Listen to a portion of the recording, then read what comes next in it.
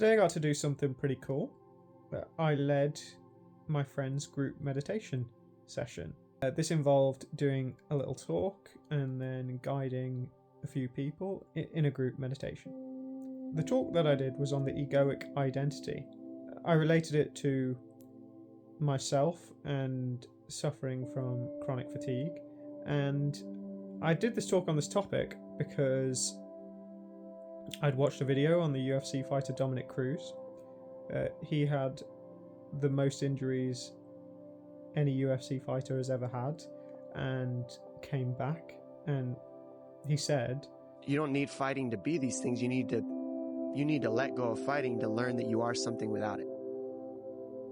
And this is similar to me, where I had all these ideas about who I was and I had to let go of all of them, and I couldn't do anything for a long period of time.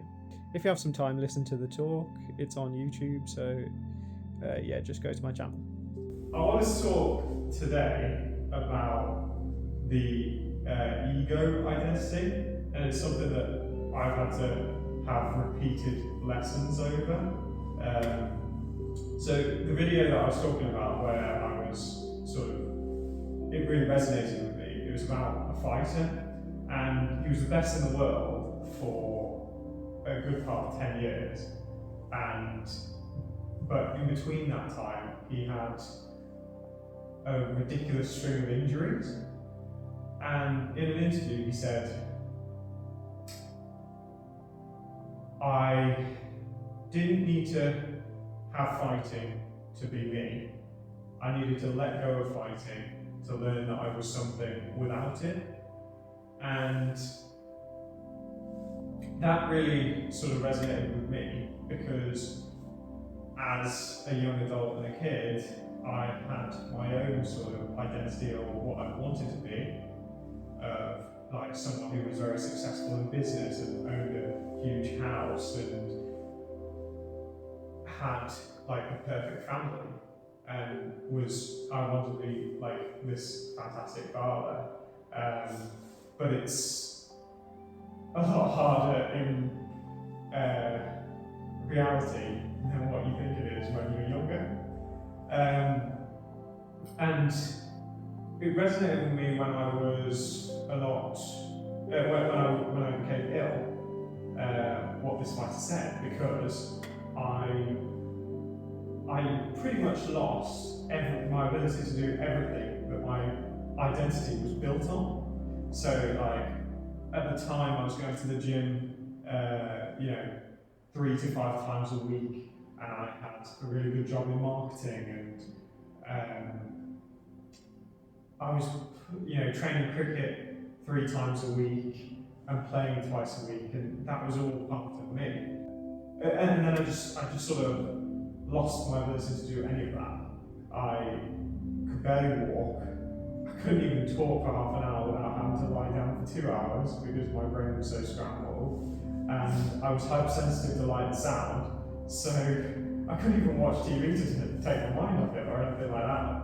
So I was just sat there or lying in my bed, unable to do anything.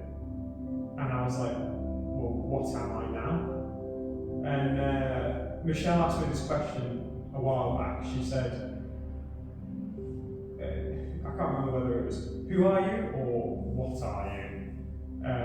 So if I was to ask any of you, you probably know this, you probably give the answer that she wanted from me, but if I was to ask any of you, like, who are you or what are you, what would you say? I am the experiencer. Right, so that is exactly what I probably should have said, but in my own head I was like, well, I'm a photographer, or I'm a cricketer, or I'm a healthcare assistant, but I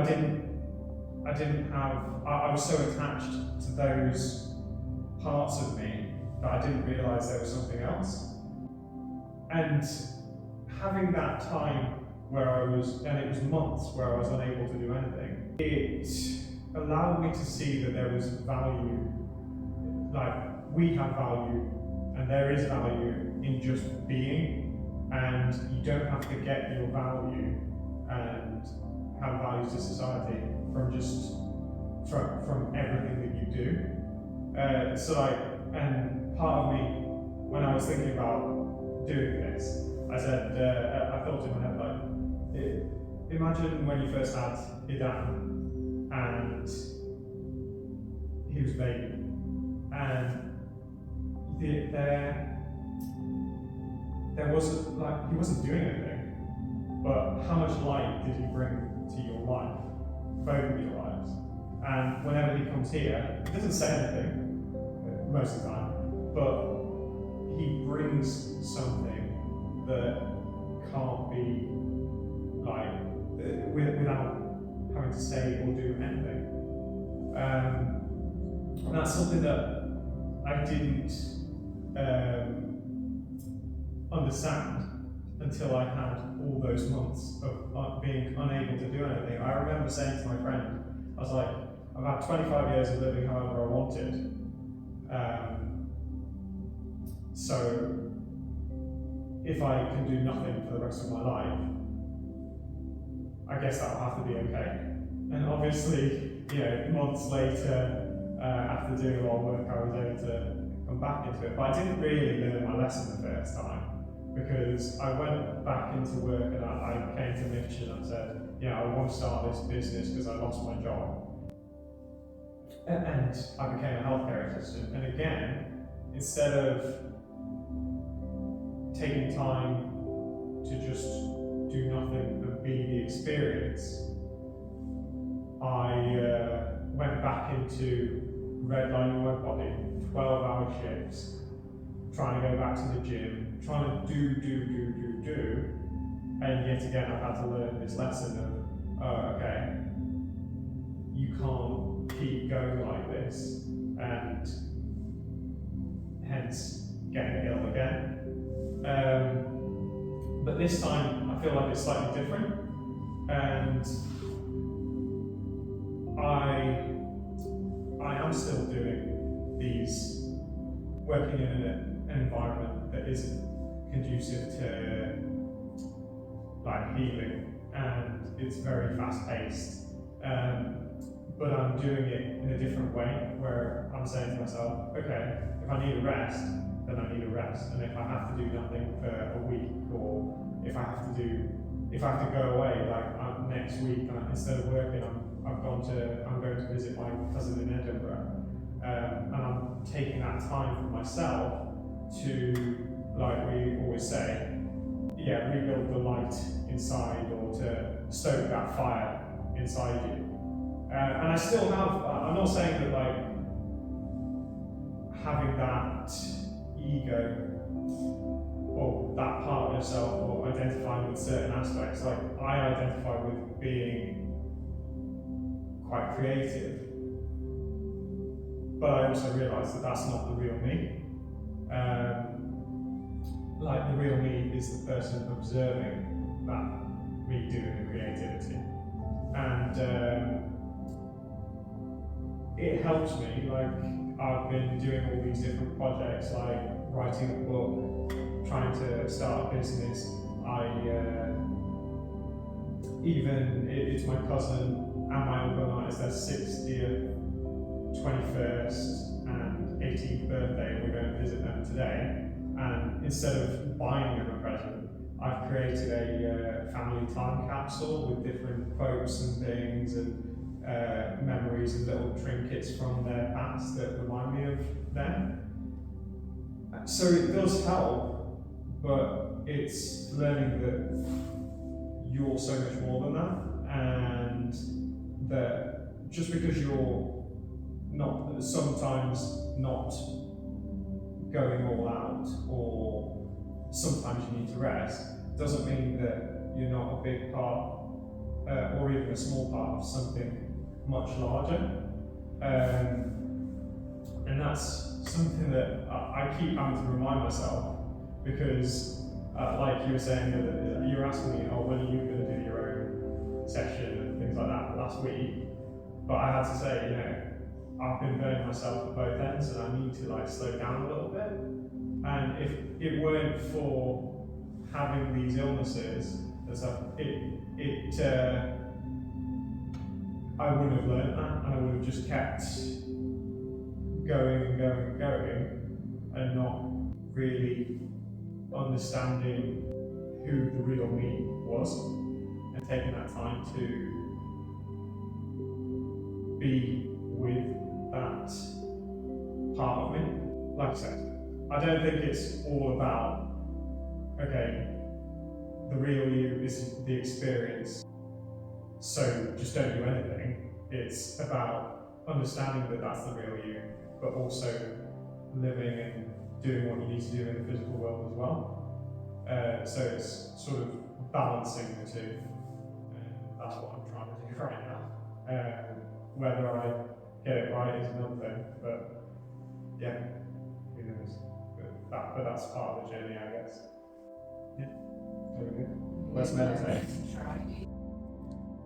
So the part that I missed out in the talk, because it was very off the cuff, was that I, similar to this UFC fighter Dominic Cruz and a lot of people who go through some sort of traumatizing event, they use that to focus out and see how they can make a difference to others. For me, for instance, I would struggle to play cricket now, but I help the team that I played for, or I help other people practice, and I do other things for the club. In my work at the hospital, I can't really make a difference because the system in the NHS is broken, but every day I go in, I try and make my colleagues' lives easier and help the patients to have as good an experience as they possibly can. The second part of this video that I watched on Dominic Cruz was that included a quote when he won his world championship back after being injured. Is tonight the greatest moment of Dominic Cruz's life? No. The greatest moment in my life was realizing that I didn't need a belt to be happy. And this resonated with me because this sort of showed that even though he went back to do the sport that he loved, he was no longer identifying by just that. And for myself, I've had several illnesses, gone off work, stopped doing lots of activities, and then restarted. But the difference is those activities don't define me anymore. And I've learned that regardless of what I do in life, it doesn't define who I am.